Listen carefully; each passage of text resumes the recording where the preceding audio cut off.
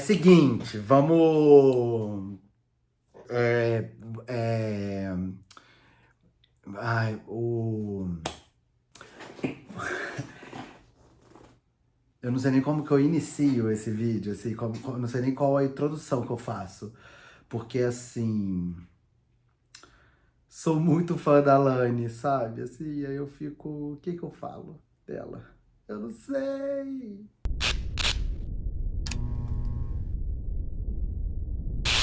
Bom, e aí que é isso, eu sou fã há muitos anos da Alanis, acho ela maravilhosa. E tanto a obra da Alanis, né, todos os álbuns que ela fez e todas as músicas que ela faz, quanto a artista, a pessoa, a mulher. É muito incrível, né, quando, assim, a obra do artista é muito boa, mas aí o artista também é, tipo, muito bom e você tem orgulho, sabe assim? O que que eu resolvi fazer, assim, eu peguei um compilado de alguns vídeos que eu assisti dela, onde ela faz algumas colocações que eu acho super incríveis, assim, super simples, mas é que as coisas muito incríveis, elas geralmente são muito simples, e aí a gente faz o quê? Complica.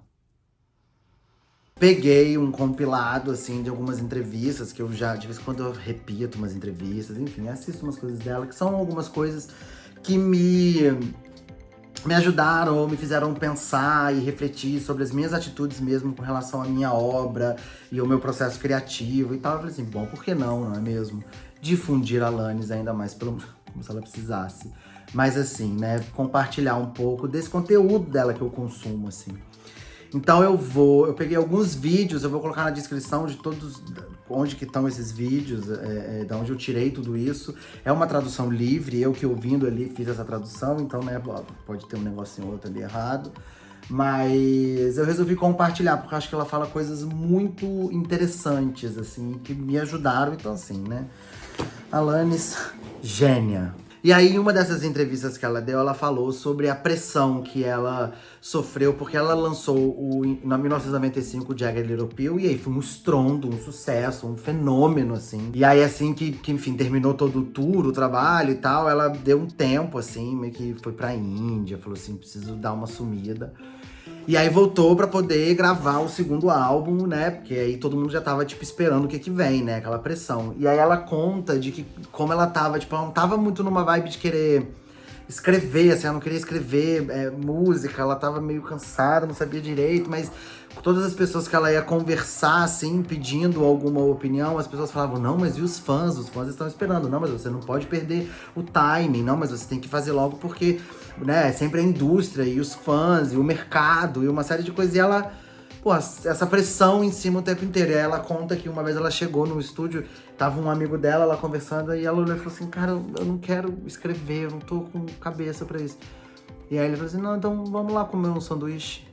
E aí, tipo, ela falou que foi a primeira vez, assim, que alguém não quis envergonhar ela em não querer escrever, assim. E que aí ela conta que o mais legal foi, eles foram sair, acho que ela até fala que eles assistiram um filme, comeram alguma coisa e tal. E que daí ela voltou pro estúdio e, sei lá, em 10, 15 minutos ela escreveu a música que foi, inclusive, que tinha uma linha lá que deu o título do segundo CD, né? E aí é um caminho legal de se pensar, porque quando saiu a pressão, a coisa fluiu, né? E ela fala até numa outra entrevista que ela fala que ela não acredita em bloqueio criativo, né? Porque em inglês eles falam writer's block, né? Que ela fala assim, eu não acredito nisso, assim. Se você senta pra poder escrever e aí não tá conseguindo escrever, levanta e vai fazer alguma coisa. Vai comer um negócio, vai fazer uma caminhada, vai assistir um filme. Tudo que isso quer dizer é que naquele momento você não tá pronto pra escrever. Aquele não é o momento certo pra escrever o que quer que tenha que ser escrito, né? Então pode ser daqui a 10 minutos, 20 minutos, entendeu? Então é uma linha de raciocínio muito interessante para que a gente que trabalha com isso, não entre num buraco de ter que fazer umas coisas e forçar uma parada que não é o momento certo, às vezes. É só isso, às vezes não é nenhum bloqueio, só não é aquele o momento. E aí falando isso também, tem esse link, porque ela se coloca sempre muito num lugar de receptáculo, assim, no sentido. Tem uma entrevista que ela fala isso, inclusive. As entrevistas dela com a Kelly Clarkson são as melhores. Porque a Kelly Clarkson, tipo, sou eu, entendeu? Se eu tivesse algum dia, nossa, se algum dia encontrar a Alanis, assim, acho que eu vou querer dar um abraço nela e falar assim: obrigado. E pronto. E aí eu posso ir embora. Mas assim, um abraço e obrigado. E aí eu. Talvez eu não consiga falar nem obrigado. Talvez eu fique. Que é isso que a Kelly Clarkson faz. Quando vai fazer as entrevistas, ela não consegue. Assim, ou se a Alanis for cantar, ou se a Alanis for dar uma entrevista e falar alguma coisa, então que você pega a Kelly Clarkson tá assim pra ela, sabe assim? Tipo, admirando, sabe? Ai, a Alanis, ela tem esse poder mesmo sobre as pessoas. Vamos voltar aqui. E aí, né, era uma entrevista com a Kelly Clarkson, e aí que ela fala exatamente isso. Ela fala sobre como ela, na verdade, ela é um receptáculo dessas criações que ela faz e das músicas que ela escreve. Ela fala que tudo que ela precisa fazer, na real, é aparecer, é estar disponível. E que a mente dela, né, é claro que passa pelo intelecto de alguma maneira para você poder ter essa criação, mas que o que ela precisa fazer é estar presente para receber essa música, ou essa inspiração, ou insira aqui a sua arte, né? É simplesmente sentar e perceber, e deixar que a música venha, e receber essa música que tá vindo, e receber essa letra. Isso eu acho muito incrível, porque eu tenho pra mim que as melhores coisas que eu escrevo, eu brinco que eu sinto um arrepio, assim. Tipo, as melhores coisas que eu escrevo, eu não sei direito de onde que eu tirei. Um outro caminho que eu tô fazendo é assistir os vídeos da primeira formação do Saia Justa, que era muito maravilhoso. E aí teve uma coisa que a Fernanda Young virou e falou que, que os meus livros são muito mais interessantes do que eu. E tem uma parada nisso que eu acho muito verdade, assim. É claro que é isso, o Alanis fala, passa pelo intelecto as coisas que a gente cria, né? Existe uma revisão, existe, né, releituras que você faz e melhora uma coisa aqui, outra ali, mas geralmente, quando você senta e solta um negócio, assim, que de repente você fala, meu Deus, de onde veio isso? Geralmente são os mais legais, assim, é onde a galera se identifica mais, é onde a galera acha muito mais maneiro, é onde tem, sei lá, mais compartilhamento ou engajamento, onde as pessoas se identificam mais. Tem uma pureza nisso. E na forma que a Alanis coloca, que eu acho que é muito verdade, sabia? E às vezes a gente fica querendo barrar esse negócio, entendeu? Essa pureza, essa inocência, e da onde vem isso, assim, que também ninguém sabe, mas assim, que vem muito gênia, eu acho. E aí ela conclui falando isso, ela fala assim, eu posso escrever uma música em 10, 15 minutos, mas eu passo uma vida inteira vivendo pra chegar nesses 10 e 15 minutos. E essa importância de você ser artista, você também tá no mundo, né? Você também tá vivendo e fazendo coisas e conhecendo pessoas e se relacionando e tendo experiências, conhecendo culturas. Tudo isso faz você se conectar, eu acredito, com essa força que dê a ela o nome que melhor você achar que seja. E aí você tem que estar só pronto pra receber aquilo, assim. E às vezes a gente não consegue nem fazer isso. Silenciar pra ouvir essa criação. Tem uma coisa que ela fala também sobre o descanso, que é bem interessante, assim. Ela fala que ela tem um padrão, né, hoje. Ela tem o momento dela de planejar, de executar. Aí ela tem um momento que ela fala que é o de transição, ela tem um momento que é de descanso e ela tem um momento de reflexão, que é o momento dela de agradecer mesmo, de praticar essa gratidão. Mas que por muito tempo na vida dela, ela vivia em planejar, executar, planejar, executar, planejar, executar. Que ela não tinha esse tempo de refletir sobre as coisas, de agradecer as coisas, né? De ter esse momento de descanso mesmo, assim. E o quanto o trabalho também virou um vício, mas que ela coloca assim, ela até faz uma comparação que ela diz, se uma pessoa tá usando heroína até 3 da manhã, todo mundo, né, idealmente vai se preocupar, fala, uai, gente, peraí, tem uma coisa errada. Mas se uma pessoa ficar trabalhando até 2, 3 da manhã, todo mundo dá um tapinha nas costas e fala, muito bem feito, né? De como o vício no trabalho, ele é bem visto pela sociedade, né, como uma coisa boa. E o quanto isso também destrói a saúde, né, e o quanto isso também é ruim. Essa importância não só do descanso, que eu achei isso legal também. Não só uma importância do descanso, mas uma importância de você ter um tempo para refletir sobre toda a trajetória. Porque é nesse momento de reflexão que você vai olhar os pontos positivos que são grandiosos ou bem pequenos, e você vai conseguir agradecer e falar, caraca, que massa, olha isso que aconteceu. É onde você vai conseguir parar, olhar e falar, putz, aqui eu dei esse deslize, eu podia ter feito melhor. E aí você vai tomar consciência de um erro para você poder não continuar repetindo esse padrão de comportamento. Então ela coloca dessa maneira que eu achei muito interessante, e que pra gente, pra mim, pelo menos como processo criativo, faz muito sentido pensar no trabalho como vamos escrever um livro, o planejamento, esse momento de execução, o momento quando ela fala de transição, eu acho que é desse momento de tipo, terminei, e aí agora, sei lá, o tempo de ir pro mundo, ou o tempo de voltar para revisar, ou o tempo do que seja esse momento de transição que está passando, mas aí você ter um momento de reflexão. Você vai ter um descanso e você vai ter essa reflexão, que é essa prática da gratidão, que também a gente está usando aí esse termo de gratidão exaustivamente. Tem o seu valor, mas também eu sei que tá virando uma palavrinha meio chata, né? Então, assim, a gente tem que ter cuidado também pra não pegar uma coisa que é boa, entendeu? E aí pegar a birra, entendeu? A Alanis também fala uma coisa muito legal sobre a fama. Numa entrevista, conversando sobre as práticas de meditação, aí entra um pouco essa entrevista, eles entram um pouco em traumas e vivências, né? Da indústria, enfim, de toda essa... Não só da indústria, mas como ser humano mesmo, assim, né? As vivências que a gente tem, os traumas que a gente vai acumulando e que a gente carrega, enfim. E aí a Alanis fala sobre a fama, né? Porque ela foi um estouro lá no primeiro CD, ainda é super famosa, mas ela foi um estouro, né? E o quanto essa ideia que foi criada de que, então quando eu ficar famoso vai ficar tudo bem. Como se ser famoso fosse a cura para algumas coisas. Quando, na verdade, quando você fica famoso, você é colocado em situações que vão acentuar e ser muitos gatilhos para traumas internos, assim, que você tenha, né? Então, sei lá, se você é uma pessoa muito introvertido e aí você fica famoso, de repente você tem que estar em lugares falando com todo mundo, sendo muito simpático o tempo todo. Se você é introvertido e de alguma maneira você não resolveu isso, a fama ela vai acentuar e piorar esse comportamento, né? Essa situação sua, assim. E aí eu achei isso muito interessante, porque sempre falo, ainda mais depois que eu entrei na pós-graduação, assim, eu ouvi muito sobre esse caminho porque o escritor tem que estar nas mídias sociais. O escritor, ele tem que postar, tem que ter público, tem que ter comunidade, tem que ser conhecido, porque uma editora vai pedir isso, porque ele vai ter que vender livro, porque ele vai ter que não sei o quê. E aí essa ideia, né, de estar nas mídias, hoje em dia, é estar famoso, de alguma maneira, né?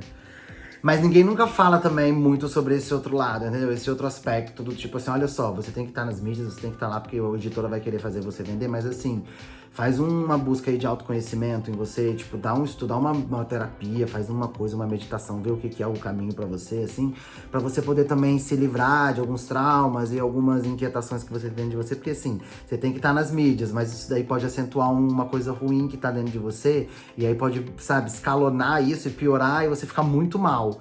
Ninguém nunca fala isso, né? Porque vê-se como a fama como apenas uma coisa boa e uma coisa que vai, tipo, pronto, os meus problemas agora estão resolvidos, porque eu tô famoso, e aí vai chegar uma publi, e aí eu vou conseguir vender um monte de livro, e sabe? Só vê esse lado positivo, mas que a fama traz em si diversos gatilhos e que que aí cabe a cada um também trabalhar, porque cada um vai saber qual é o seu buraco, entendeu? Sobre a fama ainda, ela fala um negócio que é muito legal, que ela fala que você às vezes se traumatiza pra chegar na fama, porque né, é um processo isso. Então você se traumatiza pra chegar na fama, e aí quando você chega lá, essa fama te traumatiza. Então é quase uma bola de neve, assim, né, que é uma loucura. Então se a gente só entrar nesse, sabe, o ratinho lá rodando sem parar, se você só entrar nisso e não tiver um momento pra você também parar e pensar e se resolver internamente de alguma maneira, vai dar merda. A Alanis também fala uma coisa que eu concordo muito, que é sobre as obras dela, as músicas que ela escreve são muito autobiográficas. E aí ela diz que, bom, é quase um processo terapêutico, né? Ela sozinha, num quarto, num estúdio, que seja, escrevendo ali as questões dela, a história dela, colocando ali as emoções que são pertinentes a ela, da forma que ela vê o mundo, enfim. É uma criação dela com base nas experiências dela. E aquilo fica pronto, e ela pega aquilo e joga pro mundo. A partir do momento que ela joga pro mundo, deixou de ser a experiência dela, deixou de ser uma música dela, deixou de ser dela. propriamente dito, ou filosoficamente dito. Porque daí passa a ser da pessoa que vai se conectar com aquela obra, assim. Porque cada um tem uma vivência e cada um tem a sua interpretação sobre algumas coisas, alguns elementos, e aí certas palavras vão significar alguma coisa para um e outra coisa para o outro. Não no sentido do dicionário, mas no sentido mesmo uma conexão emocional, às vezes, com aquela...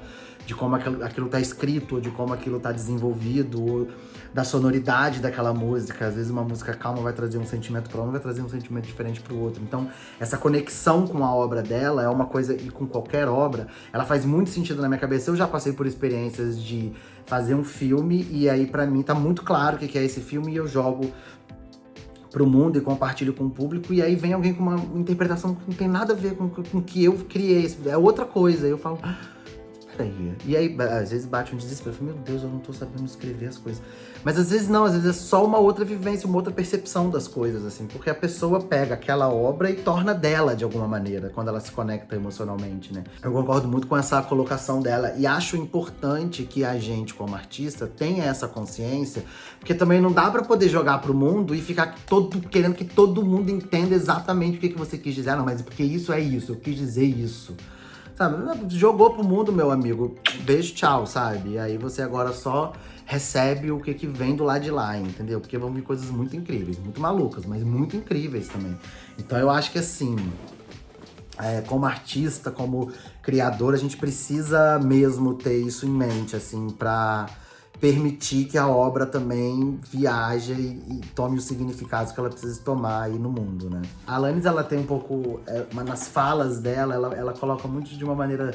Ela tem um jeitinho de falar, que às vezes ela fala difícil, mas é um jeitinho que você entende, que ela usa as palavras, ela cria umas imagens que você fala assim... Ah, entendi, é verdade.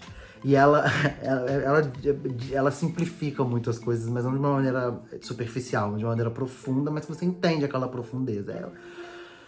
Ai, meu Deus. Um abraço nessa mulher. E aí, ela fala que o pai dela, quando ela começou ali a ficar famosa e tal, o pai dela deu um conselho pra ela que ela levou pra vida. E o conselho que ele deu foi o seguinte, ele falou assim, querida, preste atenção. Vão existir 3 grupos de pessoas no mundo. O primeiro grupo vai te adorar e você nunca vai errar. Ah, eu faço parte do primeiro grupo. O segundo grupo vai te odiar e você nunca vai acertar. E o terceiro grupo só simplesmente não tá se importando e não dá a mínima pra você. Então, assim, independente do que você faça em vida, vão existir esses 3 grupos. Você não vai conseguir agradar todo mundo. A sua obra não vai conseguir agradar todo mundo. Então, assim, viva a sua verdade, faça o que você sabe fazer de melhor. E segue a sua vida, eu acho que é isso, propagando o amor e querendo fazer o bem. E aí o que eu deixei por último, que eu achei uma coisa muito incrível, assim, de uma entrevista que ela deu, que é sobre essa importância que ela dá, e que ela tenta fazer isso na vida dela, de devolver pro mundo.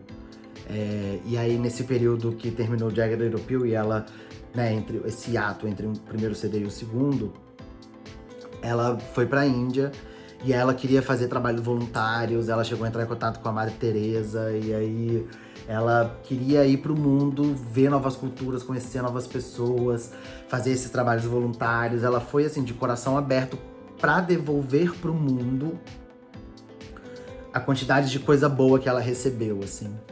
E eu acho que isso é fundamental pra gente como ser humano, pra início de conversa, assim. A gente começar a não guardar pra gente as coisas boas e não querer compartilhar e jogar pro mundo, sabe? Não querer manter essa energia fluindo. Eu acho que a gente como ser humano tá precisando muito disso. E também como artista, eu fico pensando e fiquei refletindo sobre essa importância de compartilhar com outros, né? Compartilhar os aprendizados. Falar, cara, olha isso, assim, eu tive, graças a Deus, esse privilégio de aprender isso. Eu passei por isso pra aprender isso. Olha esse aprendizado. Toma pra você, às vezes vai te ajudar também. Ou às vezes você vai pegar isso e vai transformar ele numa outra coisa, assim. Que vai ser melhor ainda, ou que vai ajudar muito mais gente. Ou que vai devolver pra mim, por exemplo, com um outro olhar e falar, nossa, pode ser melhor. E aí eu acho que essa troca, ela é fundamental, assim. Então acho que sobre esse devolver pro mundo que a Alanis coloca e que ela faz e que ela tá aí agora nesse momento muito meditativo, falando sobre essas inquietações internas e a importância de silenciar para se ouvir, para evoluir, enfim. Todo esse caminho dela que eu acho muito incrível, assim. Mas essas ações mesmo, diárias, o que pode ser feito para devolver para o mundo aquilo de bom que você recebeu e que você usufruiu por tanto tempo e que você teve, né, o privilégio de ter aquilo na sua vida por um tempo, assim. Bom, esse foi meu vídeo que eu organizei com algumas coisas, porque, assim, de vez em quando eu dou uns plays, assim. Esse negócio de podcast é maravilhoso, que sempre eu encontro um podcast que a Alane estava ali participando, eu deixo tocando e ouço e aprendo assim, ó. Absurdamente. Se não conhece a Alanis, corre, ouça todos os CDs dela, assim. Pega assim, discografia, bota em discografia Alanis. E aí só dá play. Ai, vai. E que se um dia eu conhecer ela, eu não vou fazer nada, que eu vou ficar muito nervoso, mas assim, nossa.